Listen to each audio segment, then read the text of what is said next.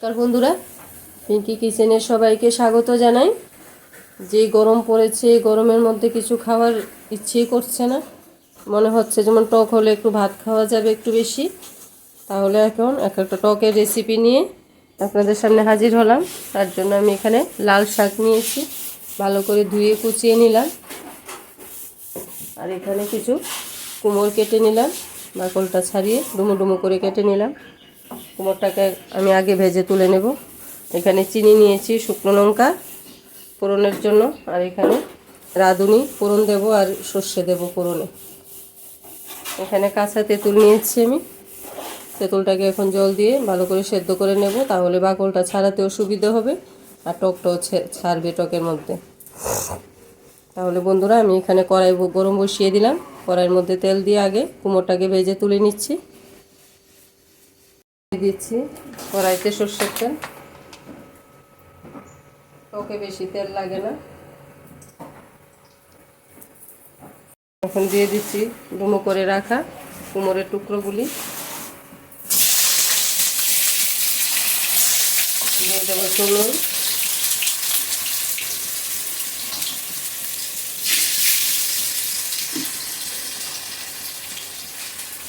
দিয়ে দেবো হলুদ,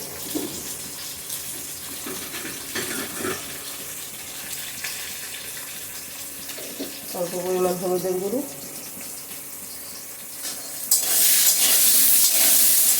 কুমড়োগুলি একটু ভাজা হয়ে আসলে এই তেলটার মধ্যে আমি শাকটাও দিয়ে দেবো।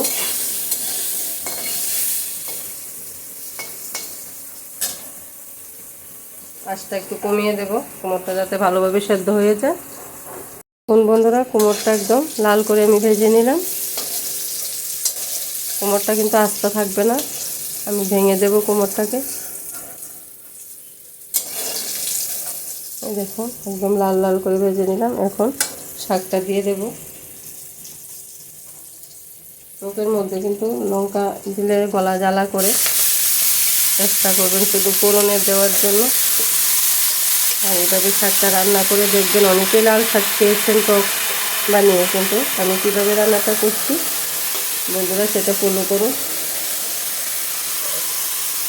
এখন মোট কথা হলো, দুটো ভাত খাওয়া, এই গরমে একদম ভাত খাওয়া চলছেই না, রান্নাঘরে কেউ ঢুকতেই চাইছে না।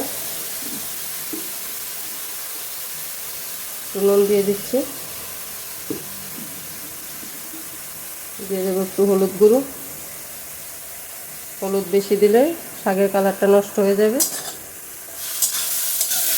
এখন ঢাকনা দিয়ে দেবো, শাকটা একদম মজে অল্প হয়ে যাবে। এখন নামিয়ে আমি ফোড়নটা দেব।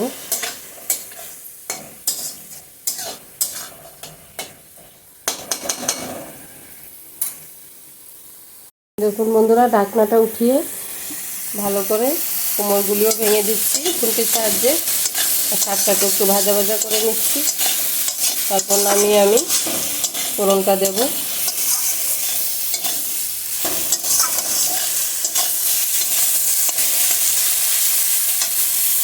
জন্য কড়াইতে দিয়ে দিলাম সর্ষের তেল, আর এখন শুকনো লঙ্কাগুলি দিয়ে দিচ্ছি। আমি এখানে দুটো নিয়েছি, ভেঙে 4 টুকরো করে।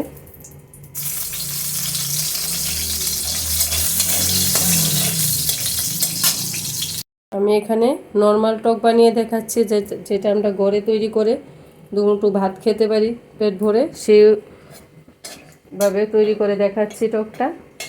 আমি এখানে অনুষ্ঠান বাড়ির মতো কিন্তু দেখাইনি। সব সময় রিচ খাবারও ভালো লাগে না, হালকা পাতলা টক হলে মনে হয় ভাত একটু বেশি খাওয়া যাবে, তার জন্য এটা দেখানো। এখানে আমি সর্ষে আর রাঁধুনি নিয়েছি ফোড়নের জন্য, দিয়ে দিচ্ছি। রাঁধুনিটা দিলে গন্ধটা খুব ভালো আসে।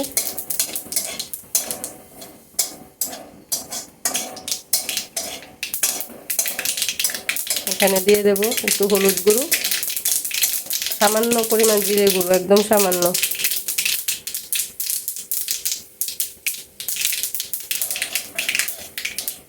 এখন দিয়ে দেবো অল্প পরিমাণ চিনি,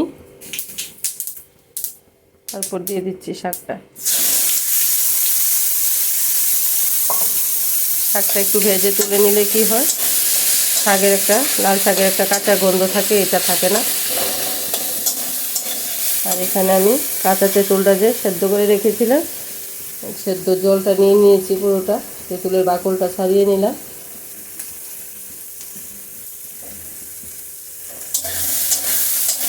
বন্ধুরা, যদি আমার রান্নাগুলি ভালো লেগে থাকে প্লিজ আমার চ্যানেলটাকে লাইক, শেয়ার, কমেন্ট করবেন আর সাবস্ক্রাইব করে আমার পাশে থাকবেন। আপনারা সহযোগিতা ছাড়া আমি এগোতে পারবো না। কুমড়ো খেতে চায় না মিষ্টি, মানে রাঙা আলু দিয়েও এটা করতে পারেন, খেতে কিন্তু ভালোই লাগবে।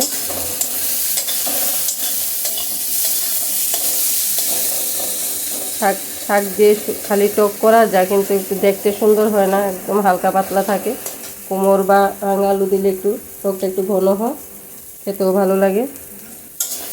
যেহেতু কুমড়োটা মিষ্টি তার জন্য আমার চিনি বেশি লাগবে না।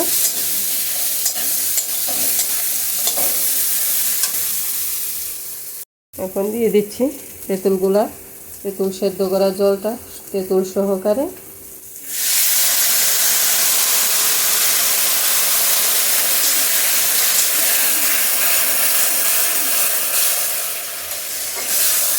আর একটু চিনি দেব, আর সামান্য পরিমাণ নুন দেব।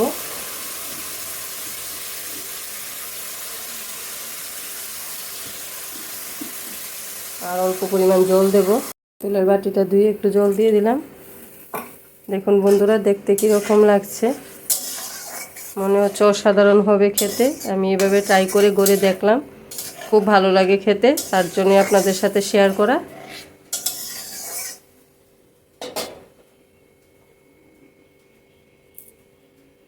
এই দেখুন বন্ধুরা, টকটা আমি নামিয়ে নিলাম। লাল শাকের টক আমি কীরকম পাতলা রেখেছি দেখুন, যাতে দুটো ভাত মেখে খাওয়া যায়। বেশি শুকনো করিনি, আবার একদম পাতলা ঝোলও না। খেতে কিন্তু দুর্দান্ত হয়েছে। এই দেখুন লাল শাকের টক। যদি ঘরে কিছু না থাকে অন্তত লাল শাকটা নিয়ে হলো এই টকটা তৈরি করে খেয়ে দেখবেন, আশা করি সবার খুব ভালো লাগবে। এই গরমের দুপুরে এরকম টক হলে এক থালা ভাত খেতে পারবেন, আর কোনো সবজি নেওয়ার দরকারই পড়বে না। তাহলে আজকের ভিডিওটা এখানেই শেষ করি, পরে কোনো রেসিপির সাথে আবার দেখা হবে। সবাই ভালো থাকবেন, সুস্থ থাকবেন। ধন্যবাদ সবাইকে।